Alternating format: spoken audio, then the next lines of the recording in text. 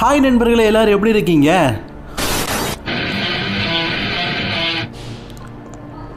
இன்றைக்கும் நம்ம சேனலில் இன்ட்ரெஸ்டிங்கான ஒரு சில அப்டேட் நியூஸ் இதெல்லாம் பற்றி தான் பார்க்க போகிறோம். முக்கியமாக பார்த்தீங்கன்னா இன்றைக்கி லைவ் ஈவெண்ட் நடந்தது, ஜான்சனாவை பற்றி நம்ம பார்க்க போகிறோம், பிளட் லைன் ஸ்டோரியை பற்றி பார்க்க போகிறோம்.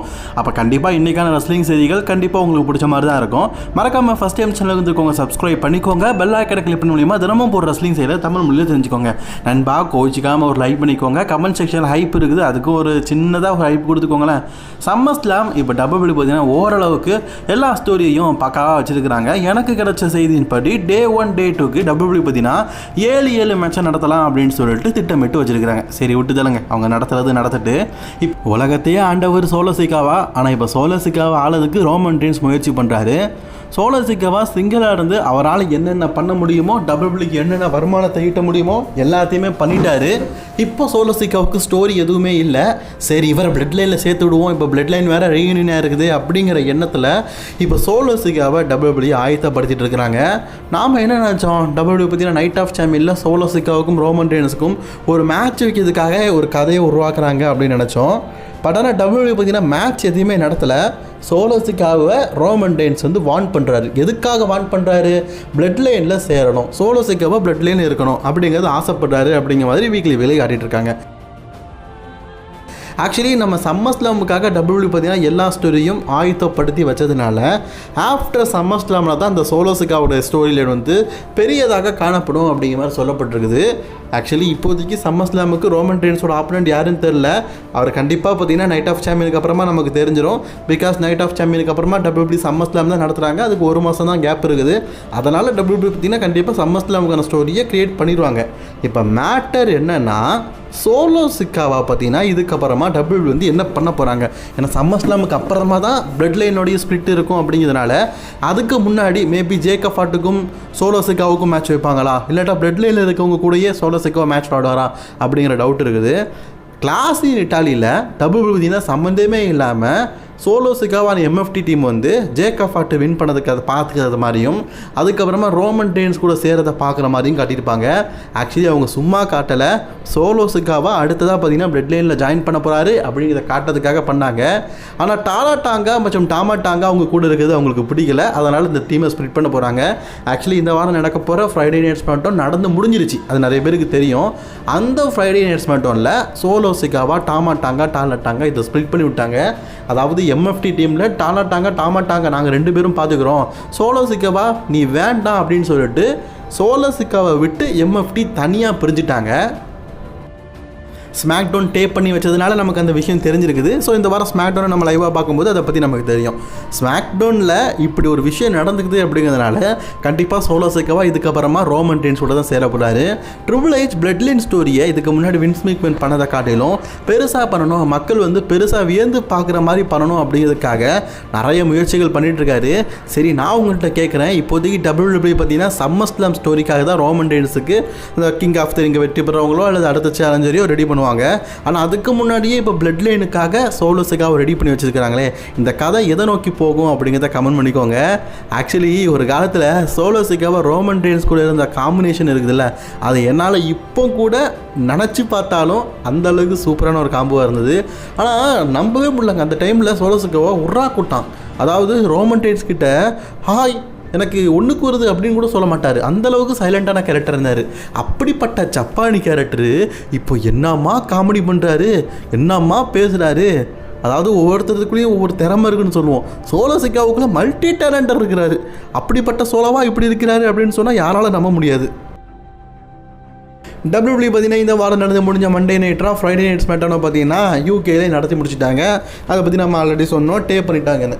இப்போது டபிள்யூ பார்த்தீங்கன்னா அப்கமிங் வீக்கையும் டேப் பண்ணி தான் நடத்த போகிறாங்க.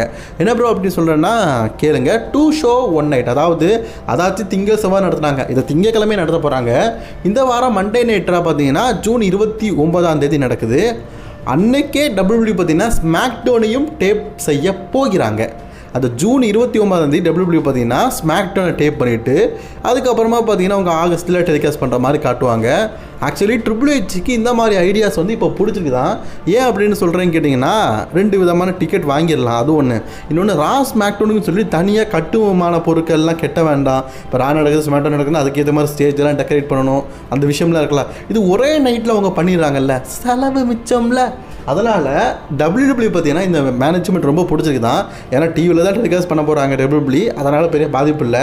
ஆனால் ஒரே அரங்கத்தில் இப்படி டே 1 டே 2, அதாவது திங்கக்கிழமை செவ்வாய்க்கிழமை அதாவது ஒரே நாளில் ராஸ் மேக்டோன் டே பண்ணுறது, இப்படி பண்ணும்போது WWEக்கு பார்த்தீங்கன்னா அது ரொம்பவே சாதகமாக இருக்குது. அது எந்த வகையில் சாதகம்னா, இன்னொரு நாள் இன்னொரு ஸ்டேடியத்தை புக் பண்ண வேண்டாம், அதுக்கு காசு அதிகமாகும். அதுக்கப்புறமா இங்கே இருக்கிற கட்டுமான பொருட்களை மறுபடியும் அங்கே செட் பண்ணணும், அந்த காசு அதிகமாகும். இந்த மாதிரி செலவுகள் கம்மியாகுது அப்படிங்கிற மாதிரி சொல்லப்பட்டிருக்குது. அதனால் ஜூன் 29 நடக்க போகிற SmackDown and Monday night Raw ரெண்டுத்தையுமே WWE பார்த்தீங்கன்னா ஒரே நாளில் டேப் செய்கிறாங்க. அண்ட் அந்த மண்டே நைட்டால் ஸ்டெஃபனி வால்கர், செத் ராலின்ஸ், ரோமன் ரெயின்ஸ் எல்லாம் இருக்கிறாங்க, அதை நோட் பண்ணிக்கோங்க. அதே மாதிரி கீழே பார்க்கலாம் யாரெல்லாம் இருக்கிறான்னு. கோடி ரோட்ஸை தவிர்த்து ராண்டி ஆர்டன், ட்ரூ மேக்கின்டையர் அவங்களையும் அட்வர்டைஸ் செய்யப்பட்டிருக்கிறாங்க. சரி, 2 பேர் அட்வர்டைஸ் பண்ணியிருக்கிறாங்க, ரிட்டர்ன்ஸ் இருக்குதான்னு பார்ப்போம். நீண்ட நாளுக்காகவே அட்வர்டைஸ் பண்ணிட்டு தான் இருக்கிறாங்க, வந்தபாடு இல்லை. அப்புறமா WWE பார்த்தீங்கன்னா இன்றைக்கி ஒரு லைவ் ஷோ நடத்துனாங்க. இது அங்கே உள்ள மக்களுக்காக WWE பார்த்தீங்கன்னா லைவ் ஷோ நடத்துனாங்க. மிஸுக்கும் டேனோசனுக்கும் ஒரு மேட்ச்சு. ஆக்சுவலி மிஸ் வந்து உலக நாயகன் கமலஹாசனையே மிஞ்சிறார் போல இருக்குது. இந்த வேம்பயர் படத்துலலாம் பார்த்துருக்கேன், கரண்ட் ஷாக் அடித்த ஒரு கார்ட்டூன் உண்டு, அந்த கார்ட்டூன் மாதிரி மிஸ் வர்றாரு. அதை பயன்படுத்திக்கிட்டு டேனோசன் பண்ண அந்த ஃபன் மூமெண்ட்லாம் பார்த்தீங்கன்னா ரொம்பவே நல்லா இருந்தது.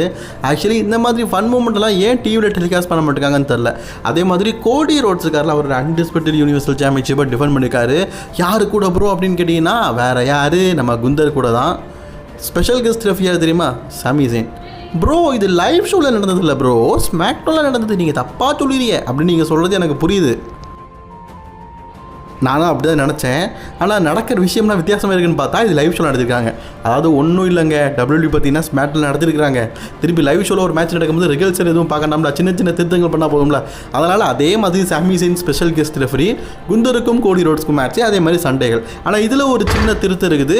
அதாவது ஒரு கட்டத்தில் பார்த்தீங்கன்னா இந்த மேட்ச்சில் கோடி ரோட்ஸை குந்தர் வீழ்த்துற மாதிரி இருக்கும்போது அதுக்கு சாமி ஜெயின் வந்து டேப் அவுட் பண்ண வைக்க மாட்டேங்காரு. அதாவது 1 2 3 அடிக்க மாட்டேங்காரு. ஆனால் கோடி ரோட்ஸுக்கு சாதகமாக இந்த மேட்ச்சில் 1 2 3 அடிச்சு, அதாவது நேர்மையாக மெதுவாக 1 2 3 அடிச்சு இதில் கோடி ரோட்ஸ் டைட்டில் வின் பண்ணிட்டாரு. ஆக்சுவலி குந்தரை லைவ் ஷோவில் கோடி ரோட்ஸ் 4வது முறையாக பீட் பண்ணியிருக்கிறாரு. இதுக்கு எதுக்கு அந்த ஆளை வெள்ளஞ்சொல்லையுமா பழைய பேரை கெரியரை கில்லர் பண்ணுற ஒரு ஆளுன்னு சொல்கிறீங்க? லைவ் ஷோவில் வச்சு மொக்க பண்ணுறீங்க, என்னத்தை சொல்கிறதுனே தெரில. இதான் ட்ரிபிள் ஹெச்சோட புத்திங்க. மெயின் ஷோவில் பெருசாக காட்டுவார், லைவ் ஷோவில் மொக்கையாக காட்டுவார். அப்புறம் சாமி ஜெயின் ஒரு கட்டத்தில் சாம்பியன்ஷிப்பை கோடிகிட்ட கொடுக்கலான்னு பார்த்தா அவருக்கு ஏக்கமாக இருக்குது, கொடுக்கறதுக்கு மனம் வரல.